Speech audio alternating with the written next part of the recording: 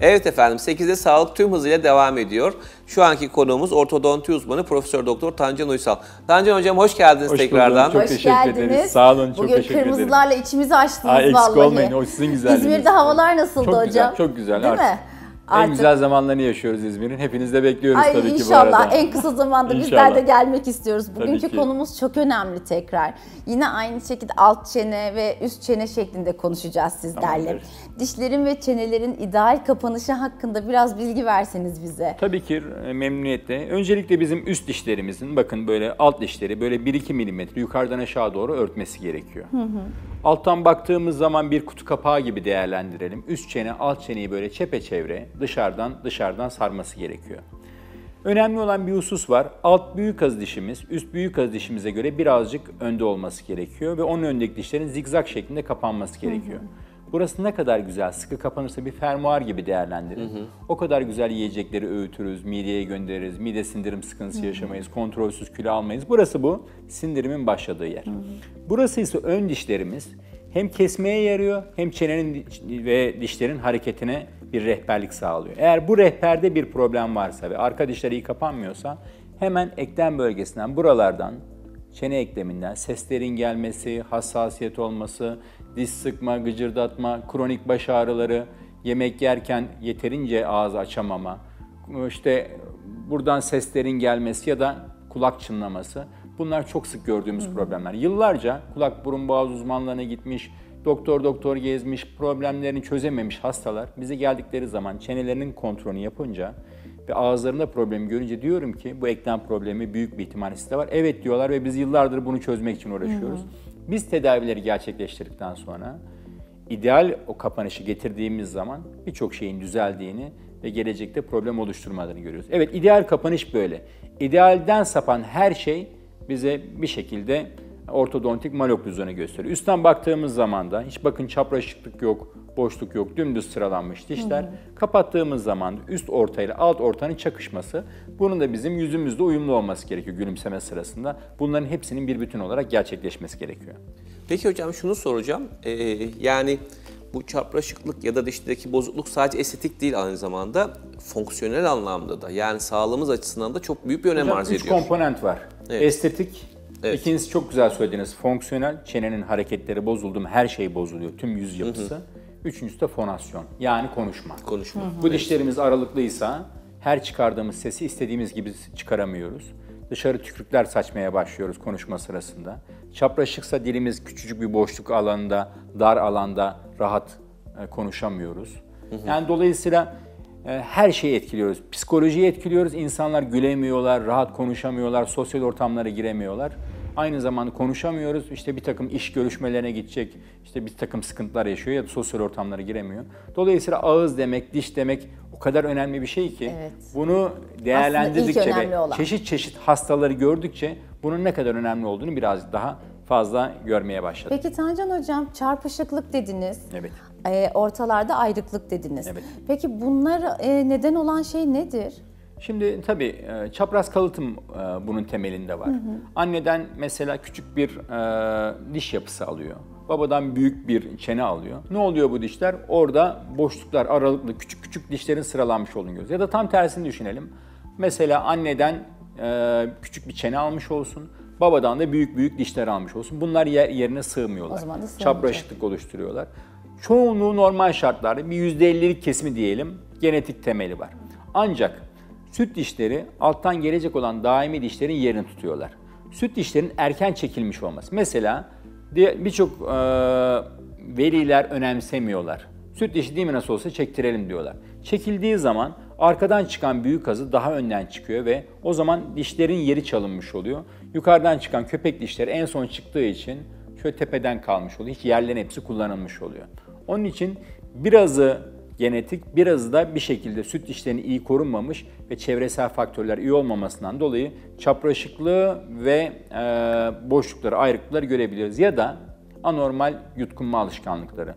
Yutkunurken bebeklikten kalan bir yutkunma şeklimiz var biliyorsun. Bebekler dişleri olmadığı için yutunurken diri dişlerin arasına girer öyle yutkunurlar. Bazı insanlar kalmış infantil yutkunma da dediğimiz Farklı farklı bunun sınıflamaları var. Şiddetli derecede diri dişlerin arasından çıktığından dolayı ön bölgelerde kocaman açıklıklar görüyoruz ve çapraşıklıklar görüyoruz aynı şekilde.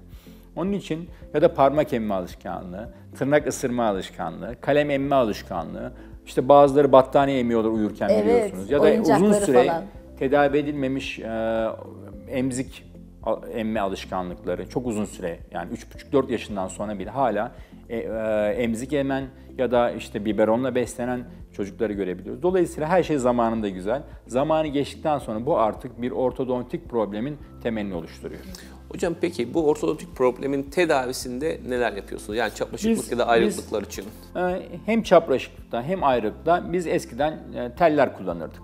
Böyle tek tek dişlerin üstüne telleri yapıştırırdık. Ortasından geçen bir tel vardı. Hastalarımızı ayda bir görürdük. O telleri değiştirirdik. Aralarına lastikler falan takardık ve bu dişleri sıralardık.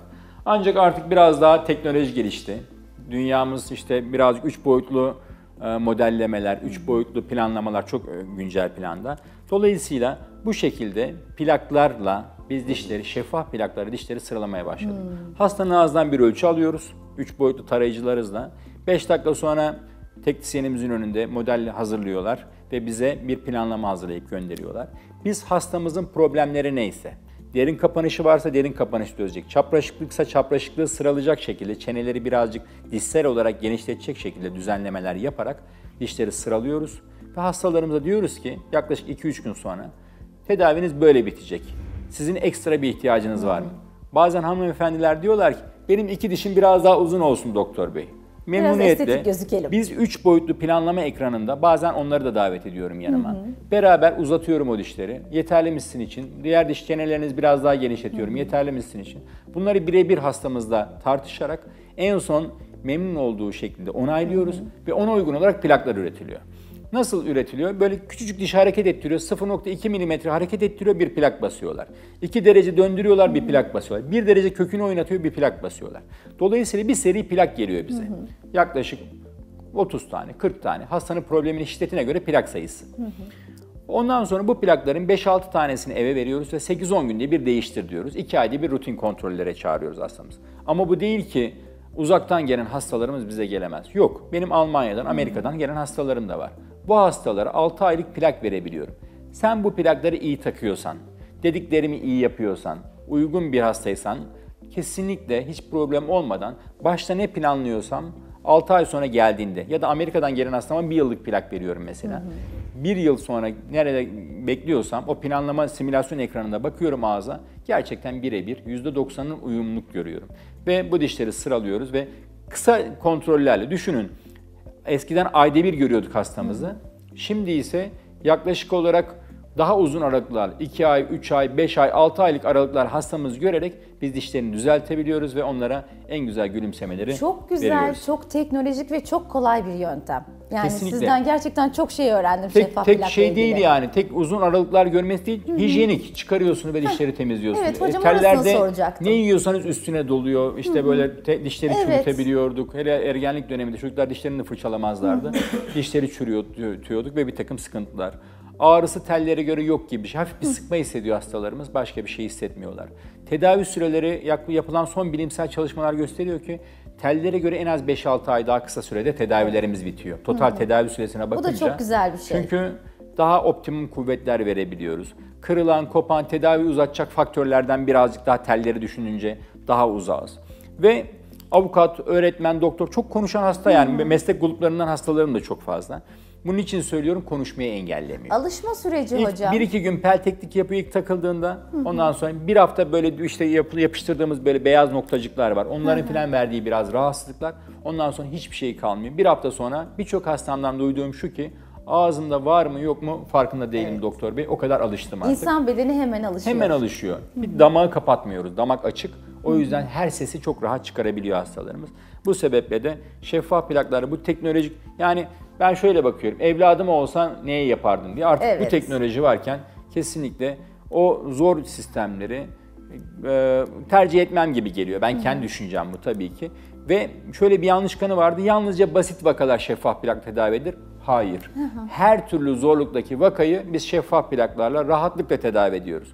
Ne yapıyorduk tellerde? Ekstra mekanikler kullanıyorduk, lastikler kullanıyorduk, vidalar kullanıyorduk. Aynısını şeffaf plaklarda yapıyoruz. Mini vidalardan destek alıyoruz, lastiklerden destek alıyoruz. Her türlü kuvvet uygulayabiliyoruz. Dolayısıyla artık şeffaf plaklarda da zorluk, tedavinin zorluğu, vakanın zorluğu artık bizim için bir engel değil. Ortognatik cerrahi yapacağımız hastalarımızın bile hazırlığını şeffaf plaklarla yapıyoruz. Dişleri sıralıyoruz ve ameliyatta kesip yerlerine oturtuyoruz bir takım. Onun için hiçbir sıkıntımız yok. Her türlü vakada kullanıyoruz. Hocam peki son olarak şunu soracağım. Tedavi bitti. Tekrardan nüks eder mi? Yani Eder tekrarlayabilir mi? Tabii nüksün sebebi yalnızca bizim tedavimizin geri dönüşü değil. Yaşla beraber insanların çenesi bir miktar daralma meylinde. Alt çenelerimiz bilirsiniz hep ileri doğru büyüme meylinde. Ömür boyu alt çene bir miktar büyür. Yaşlılarımıza bakarsanız alt çenekleri büyüktür, burunları, kulakları büyüktür. Bu alt çene ileri gitmesinin göstergesi. Dolayısıyla alt çene üst çeneyi çarpar ve alt çapraşıklık tekrar nüksedebilir. Onun için biz önlemler alıyoruz. Şu anda ne yazık ki vakalarımın %30'u geçmişte tedavi olmuş, tedavileri geri dönmüş vakalar. Pekiştirme yapılmamış çünkü. Ya da hastalarımız pekiştirme apareyleri takmamışlar gibisinden. Biz tedavilerimizin bitişinde içeriden incecik köpek dişi ile köpek dişi arasına teller koyuyoruz. Dişleri tellerle bağlıyoruz. Geceleri yatarken de bir takım böyle yalnız yatarken kullanacakları belli bir süre, 6 ay, 1 sene şeffaf plaklarla bunları yalnızca uyurken pijama plakları diyorum. Pijamalarını taktığın zaman, giydiğin zaman bunları takacaksın. Böyle plaklarla pekiştirme yapıyoruz ve uzun dönem benim mutlu olduğum bir şey var ki 20 yıl önce tedavisini gerçekleştirdim. Bakalım çocuğunu tedavi ediyorum. Evet. Dolayısıyla bu kadar zamandır görüşüyoruz. Biz akraba alıyoruz ve bu şekilde tedavilerimizi bitirebiliyoruz. Verdiğiniz güzel bilgiler için çok teşekkür ederiz. Çok teşekkürler hocam. Çok güzeldi tekrar. Sağ olun. Evet efendim, bugünkü konuğumuz ortodonti uzmanı Profesör Doktor Tancan Uysal'dı ve bize şeffaf plaklarla ilgili çok derinlemesine güzel bilgiler verdi. Verdiği bilgiler çok güzeldi gerçekten. Bir sonraki konuğumuzla programımıza kaldığımız yerden devam ediyoruz.